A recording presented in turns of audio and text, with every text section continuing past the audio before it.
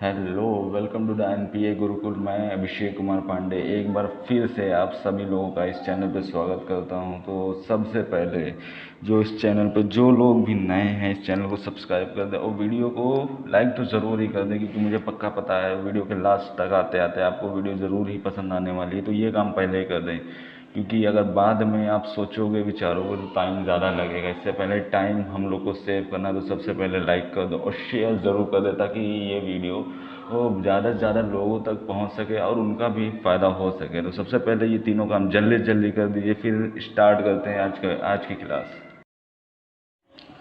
तो चलिए स्टार्ट करते हैं आज का टॉपिक। आज का टॉपिक है हमारा लायबिलिटी। जैसा कि पिछले वाले पार्ट में जो मैंने डिस्कस किया था वो असेट के बारे में डिस्कस किया था, और आज हम लोग लायबिलिटी के बारे में डिस्कस करने वाले हैं। तो नॉर्मली लायबिलिटी होता क्या है? जो हम साधारण भाषा में बात करें तो लायबिलिटी का मतलब है, अगर कोई भी व्यक्ति आपके लिए कुछ करता है तो सीधी सी बात है आपको भी उसके लिए कुछ ना कुछ करना पड़ेगा। फॉर एग्ज़ाम्पल, अगर किसी भी व्यक्ति ने हमें बिजनेस में, ठीक है ना, हमें बिजनेस में कोई भी माल अपना बेचा है, तो हमारा ये दायित्व होता है कि उसको समय पर पेमेंट। तो नॉर्मली जनरल सेंस में हम लोग कॉमर्स की अगर बात करें तो कॉमर्स में उन सभी चीज़ों को लायबिलिटी में इंक्लूड किया जाता है जिनका पेमेंट फ्यूचर में करना ही करना है। मतलब जैसे एग्जांपल के लिए, अगर किसी भी बंदे ने हमें माल बेचा है तो उसे पेमेंट करना है इन फ्यूचर।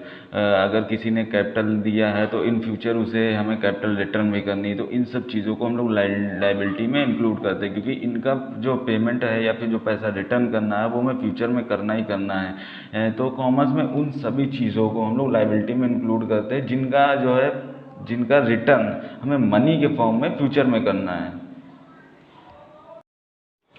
अब हम लोग एग्जाम्पल के लिए समझते हैं कि लायबिलिटी में किन किन चीज़ों को इंक्लूड किया जाता है। फॉर एग्जाम्पल, सबसे पहला जो आएगा वो आएगा क्रेडिटर। क्रेडिटर मतलब अगर किसी भी बिजनेस में जो भी हमसे पैसा लेगा इन फ्यूचर, उसे हम क्रेडिटर बोलते हैं। तो सबसे पहले लायबिलिटी में क्रेडिटर को इंक्लूड किया जाता है। सेकेंड नंबर पर आता है, अगर हमने किसी से लोन ले रखा है, लोन बैंक से भी हो सकता है, किसी पर्सन से भी हो सकता है, या फिर हमारे पार्टनर से भी हो सकता है, तो उसको भी हम लोग लायबिलिटी में इंक्लूड करते हैं। और तीसरा आता है, और इसके अलावा कुछ खर्चों को भी इंक्लूड किया जाता है जो इन फ्यूचर करने होते हैं, या फिर जो हमने जिनका पेमेंट नहीं किया होता है उन्हें, उन एक्सपेंसेस को भी लायबिलिटी में इंक्लूड करते हैं। मान लीजिए हमारे जो स्टाफ है उसकी सैलरी पिछले 3 महीने की नहीं दी हुई है, तो उसे लायबिलिटी में दिखाना पड़ेगा। या फिर हमारा जो रेंट वगैरह है उसे पे नहीं किया गया है टाइम पे, या फिर जो हमारा डिविडेंड है उसे पे नहीं किया गया है, या फिर जो हमारा रेंट है उसे टाइम पे नहीं किया गया है, तो इन सभी चीज़ों को लायबिलिटी में इंक्लूड करते हुए बैलेंस शीट में लायबिलिटी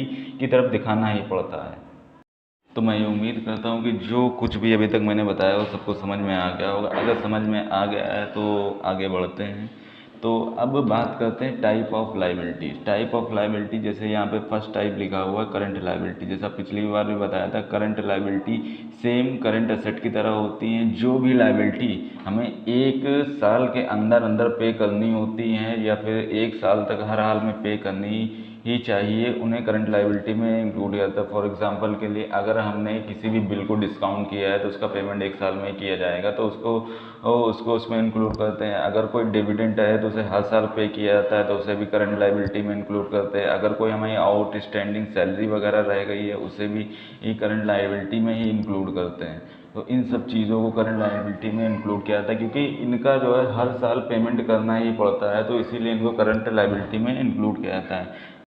तो इसके बाद हम लोग दूसरा टाइप है उस पर मूव करते हैं। तो दूसरा जो टाइप है वो non current liability. Non current liability का मतलब है कि ऐसी लायबिलिटी जिन्हें मोर देन 1 ईयर में पे करना होता धीरे धीरे करके, यानी जो लॉन्ग टर्म के लिए होती हैं वो लायबिलिटियाँ हमारी जो है नॉन करंट लायबिलिटी कहलाती है। फॉर एग्जांपल, अगर कोई हमने बैंक से लोन ले रखा है, तो लॉन्ग टर्म लोन अगर ले रखा है तो उसे नॉन करंट लायबिलिटी में दिखाया जाएगा। या फिर क्रेडिटर वगैरह होते हैं, इनको नॉन करंट लायबिलिटी में इंक्लूड किया जाता है। इसके अलावा जो बाकी खर्चे होते हैं जो लॉन्ग टर्म से रिलेटेड होते हैं उन्हें भी इसमें इंक्लूड किया जाता है। अगर हम कोई मशीन वगैरह खरीदते हैं उस पर पेमेंट करना रहता है लीज वगैरह पे, तो उनको भी नॉन करंट लायबिलिटी में ही इंक्लूड किया जाता है। तो आई होप सबको समझ में आ गया हो कि करंट लायबिलिटी और नॉन करंट लायबिलिटी क्या होता है।